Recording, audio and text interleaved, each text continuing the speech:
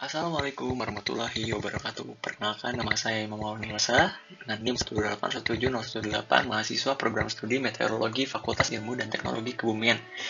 Pada kesempatan kali ini saya akan memaparkan mengenai tugas akhir saya yang berjudul Analisis Spasial Bahaya Kekeringan Meteorologis di Wilayah Asia Tenggara dan Australia. Saya dibimbing oleh Bapak Dr. Rusmawan Suwarman, SSI MT, dan Bapak Muhammad Ridho Syahputra, SSI MSI. Secara garis besar yang akan saya sampaikan ada 4 bahasan. Yang pertama adalah pendahuluan, data dan metode, hasil dan pembahasan, dan penutupan dengan kata kunci yang telah saya tuliskan di sini ya. Oke, selanjutnya kita langsung masuk ke pendahuluan. Latar belakang dilakukan penelitian kali ini yang pertama mengenai bencana kekeringan sendiri itu. Kekeringan itu merupakan bencana yang merambat luas dan merugikan terhadap aspek sosial, ekonomi, dan lingkungan. Terdapat beberapa jenis kekeringan. Ada kekeringan agrikultural, kekeringan meteorologis, kekeringan hidrologis, kekeringan sosioekonomi. Pada pembahasan kali ini yang akan saya fokuskan mengenai kekeringan meteorologis karena merupakan pemicu terjadinya kekeringan-kekeringan yang lain. Selanjutnya mengenai kekeringan di Asia Tenggara dan Australia. Secara historis, negara-negara di Asia Tenggara dan Australia telah dirugikan oleh bencana kekeringan, di mana di negara Asia Tenggara terdapat wilayah-wilayah yang mengalami kelangkaan air minum dan juga penyusutan tumbuhan. Begitupun di negara benua Australia, di mana minuman menjadi langka dan kekeringan juga merupakan salah satu faktor yang menyebabkan kebakaran hutan. Informasi kekeringan. Kawasan bencana kekeringan dapat meminimalisir kerugian yang diakibatkan oleh kekeringan. Salah satu metode kuantifikasi kekeringan adalah SPI, itu Standardized Precipitation Index. Pada penelitian kali ini metode tersebut yang digunakan karena itu dapat mendeteksi fenomena kekeringan dan keparahan kekeringan. Kedua hal tersebut dapat digunakan untuk menjadi parameter menghitung indeks bahaya kekeringan atau IBK berdasarkan metode perhitungan yang dilakukan oleh Sahi dan Berawan. Potensi penelitian. Penelitian dengan kajian dan perspektif spesifik mengenai bahaya kekeringan di Asia Tenggara dan Australia dapat dilakukan dengan estimasi bahaya kekeringan resolusi spasial yang tinggi serta dengan pendekatan wawasan kondisi iklim di Asia Tenggara dan Australia sehingga dapat memberikan informasi mengenai kekeringan yang lebih terperinci. Tujuan dari penelitian kali ini yang pertama adalah menghitung dan memetakan IBK 3. IBK 3 di sini merupakan indeks bahaya kekeringan periode 3 bulan, IBK 6 atau indeks bahaya kekeringan periode 6 bulan, dan IBK 12 atau indeks bahaya kekeringan periode 12 di bulan di Asia Tenggara dan Australia. Yang kedua adalah untuk mengidentifikasi karakteristik spasial bahaya kekeringan di Asia Tenggara dan Australia berdasarkan nilai IBK 3, IBK 6, dan IBK 12. Batasan masalah untuk penelitian kali ini yaitu wilayah penelitian adalah wilayah Asia Tenggara dan wilayah Australia yang terletak pada koordinat sebagai berikut, dan batasan kekeringan yang akan saya bahas merupakan kekeringan meteorologis. Lalu periode kekeringan yang akan saya bahas adalah periode kekeringan 3 bulanan, 6 bulanan, dan 12 bulanan. Selanjutnya, data dan metode. Data yang saya gunakan merupakan data presipitasi yang saya ambil dari NASA dengan nama data GPM 3i Merge M dengan laman sumber Tertera dengan resolusi spasial yang cukup tinggi 0,1 derajat kali 0,1 derajat dan resolusi temporal bulanan dengan jumlah 254 bulan. Di sini terdapat plot mengenai korelasi yang telah dilakukan penggunaan data GPM untuk menghitung SPI 3, di mana korelasinya memiliki korelasi tinggi. Maka dari itu saya rasa data GPM ini dapat dipergunakan untuk menghitung nilai SPI. Selanjutnya mengenai perhitungan SPI, secara garis besar perhitungan SPI adalah proses fitting akumulasi cahaya terhadap distribusi gamma dan selanjutnya akan ditransformasi menjadi distribusi normal nilai SPI. Nilai SPI nanti akan diklasifikasikan berdasarkan klasifikasi nilai SPI yang dikeluarkan oleh Mackey dan kawan-kawan tahun 1993, di mana kekeringan itu saya ambil ketika nilai SPI itu di bawah negatif 0,99. Cukup kering, sangat kering, dan amat sangat kering yang akan saya nanti singkat dengan CK, SK, dan ASK. Persentase frekuensi kejadian kekeringan. Persentase frekuensi kejadian kekeringan itu dihitung dengan cara satu kekuatan kekeringan yang tadi terklasifikasi dibagi dengan semua skenario yang terhitung oleh perhitungan SPI. Misalnya di sini ada persentase kekeringan cukup normal. Ini kita totalkan berapa kejadian kekeringan cukup normal dibagi semua skenario perhitungan SPI. Misalnya SPI 3 pada time step 254 bulan berarti ada 251 bulan 251 skenario. Jadi di sini misalnya kejadian kekeringan itu terjadi 13 kali, berarti 13 bagi 253. Seperti itu. Penilaian beban, kekuatan, dan persentase kejadian itu dilakukan dengan cara menilai bobot keseringannya. Jadi untuk bobot beban itu cukup kering itu dianggap 1, sangat kering itu dianggap 2, awan sangat kering itu dianggap 3. Ini untuk perhitungan nanti indeks bahaya kekeringan, karena ini dibutuhkan ya pembebanan bobot kekuatan kekeringan dan pembebanan frekuensi persentase keseringan, dimana jarang, cukup sering, sangat sering, dan awan sangat sering itu nilainya 1, 2, 3, 4 berturut-turut. Ini diklasifikasikan dengan menggunakan metode natural break yang didapatkan dari ArcGIS 10,5. Lalu selanjutnya indeks bahaya kekeringan. Jadi indeks bahaya kekeringan itu dihitung berdasarkan severity atau paparan dan occurrence atau kejadian. Itu dua-duanya dimultiplikasi dan dijumlahkan nantinya akan menjadi bahaya kekeringan. Ketika severity atau keparahan itu bertambah dan occurrence bertambah, maka bahaya kekeringan juga akan bertambah semakin tinggi. Ini merupakan rumus dari indeks bahaya kekeringan, mana bobot keseringan dan bobot beban kekuatannya dikalikan nanti dan ditambahkan, begitu secara besar.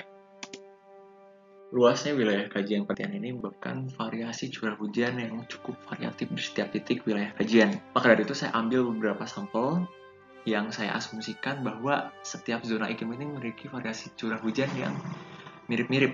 Maka dari itu saya ambil 12 sampel dari zona iklim terluas untuk membandingkan nilai-nilai SPI. Selanjutnya diambil 2 titik sampel dengan kontras yang sangat tinggi. Di sini saya ambil di wilayah hutan hujan tropis atau AF dan di iklim gurun panas BWH.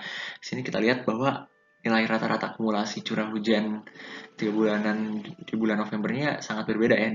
Namun penilaian SPI itu tetap subjektif terhadap distribusi CH di suatu wilayah. Pada wilayah basah, akumulasi curah hujan 3 bulanan bernilai 446,44 mm ini dianggapnya sebagai fenomena kering. Dan ketika di wilayah kering itu, nilai curah hujan bernilai 162,173 mm ini dianggapnya basah, memiliki nilai SPI sekitar 1,659 di sini. Dan juga selain itu, terdapat di sini ada nilai anomali di wilayah kering. Ketika di dalam distribusinya banyak nilai 0, maka dari itu bisa disimpulkan bahwa nilai SPI itu tidak bergantung terhadap rata-rata akumulasi curah hujan. Kekeringan meteorologis itu tetap dapat dideteksi baik di wilayah basah ataupun kering. Namun di wilayah kering itu memiliki sedikit anomali ya, maka dari itu tingkat kepercayaan di wilayah kering itu menurun. Selanjutnya mengenai frekuensi setiap kekuatan kekeringan untuk setiap skala SPI. Bisa kita lihat di sini frekuensi kekeringan di setiap periode kekeringan tidak menunjukkan keserupaan, di mana di sini berbeda-beda. Di SPI 3 itu banyaknya di bagian selatan Australia untuk frekuensi cukup kering, namun di SPI 12 itu bisa kita lihat di bagian utara, selatnya sedikit gitu ya. Lalu grid dapat yang memiliki frekuensi tinggi, semakin tinggi kekuatan kekeringan itu semakin berkurang, dan semakin tinggi juga periode kekeringan juga semakin berkurang juga. Bisa kita lihat di sini. Selain itu, untuk frekuensi periode 3 bulan di wilayah Asia Tenggara, frekuensi CK dan XK-nya mayoritas tinggi dan sangat tinggi, bisa kita lihat di sini. Selanjutnya mengenai indeks kekeringan di sini setelah dipetakan. Untuk periode 3 bulan bisa kita lihat di sini bahwa wilayah-wilayah zona merah itu tidak terlalu konsisten di wilayah AF, di mana dia merah-merahnya itu bersebaran gitu ya, tidak fokus dan rapat dalam suatu luasan area yang berdekatan. Lalu di sini ada wilayah yang memiliki kerapatan yang cukup luas di bagian perbatasan CWA dan AW di utara Asia Tenggara, dan di bagian selatan yang meliputi wilayah-wilayah gurun BWH, BWK, CFA, CSA, dan CSB dan CFB. Selain itu, untuk periode 6 bulan di wilayah AF mulai menunjukkan titik-titik yang cukup konsisten, tidak seperti periode 3 bulan yang tadi. Dan juga wilayah-wilayah yang memiliki bahaya tinggi itu ada di bagian utara yang merupakan perbatasan AW dan CWA. Di bagian AM merupakan selatan pesisir Myanmar. Di wilayah AF itu meliputi bagian selatan Filipina dan bagian timur dan bagian barat, jadi di pesisir Pulau Sumatera. Dan untuk benua Australia itu terdapat di bagian tengah ke barat gitu ya. Ini berarti di wilayah BWH, BWK, CFA, CSA, CSB. Untuk periode 12 bulan, ini semakin sedikit bahaya-bahaya dengan kerapatan yang cukup luas dan tinggi itu. Namun terdapat kemiripan di mana di sini mirip dengan periode 6 bulan ya. Di sini ada selatan Myanmar dan utara perbatasan CWA dan AM di utara Asia Tenggara. Di bagian timur AF dan juga di wilayah pergurunan yang memiliki zona iklim BWH di Australia.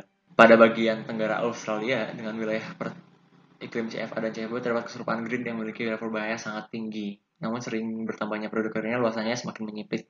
Di sini terlihat bahwa semakin menyempit ya, tapi memiliki keserupaan tempatnya itu. Lalu wilayah pertemuan zona iklim AW dan CWA pada bagian utara Asia Tenggara memiliki baik kekeringan serupa pada periode kekeringan 6 bulan dan 12 bulan, namun dengan area kerapatan yang semakin menyempit seiring bertambahnya periode kekeringan di sini. Memiliki keserupaan juga. Telah dibahas mengenai analisis kualitatif bahaya kekeringan, sekarang akan dibahas mengenai analisis kuantitatif bahaya kekeringan. Sini terdapat grafik-grafiknya. Oke. Jadi untuk periode 3 bulan itu sangat tinggi tertinggi berada wilayah zona iklim CSB, berarti di sini. Dan terendah itu berada pada wilayah iklim BSH di sini. Dan rasio total tinggi hingga sangat tinggi itu pada zona iklim BWK di sini. Ini memiliki level tinggi sangat tinggi tertinggi gitu ya. Lalu untuk periode 6 bulan, yang memiliki bahaya sangat tinggi tertinggi ya, itu merupakan wilayah CSB lagi di sini. Dan terendah itu wilayah BSK. Ini. Dan untuk rasio bahaya tinggi hingga sangat tinggi tertinggi itu zona iklim CSA. Ini seperti itu. Di wilayah ini tuh berarti memiliki bahaya tinggi hingga sangat tinggi periode 6 bulannya yang luas gitu ya, terluas.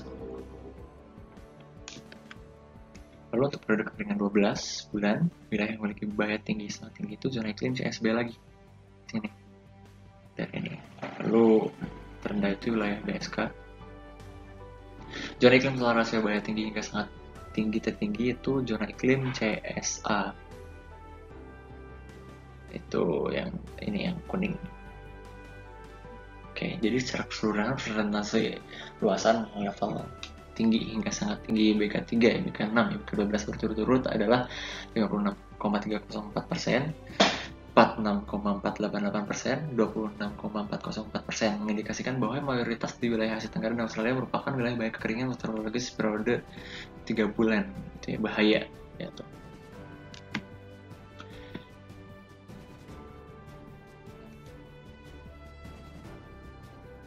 Kesimpulannya, grid yang berdekatan pada zona iklim AF memiliki pola karakteristik level bahaya kekeringan periode 3 bulan yang tidak konsisten secara spasial, menandakan bahwa bahaya kekeringan di wilayah ini bersifat lokal dengan lingkup yang kecil untuk periode 3 bulan.